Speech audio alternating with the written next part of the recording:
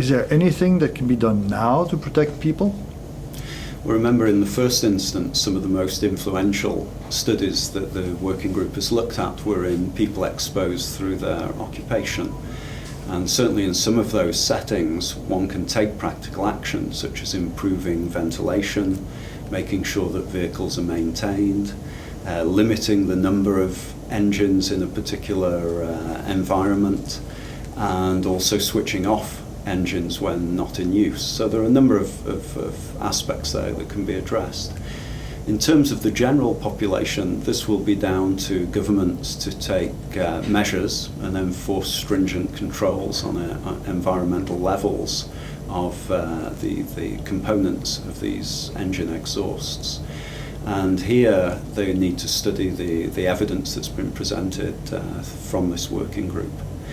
I think if I can make a specific point about the global view, and certainly one of the things that struck me from this meeting was the relative lack of information we have on exposure to diesel exhaust in some of the more developing countries. And here there aren't stringent regulations at present.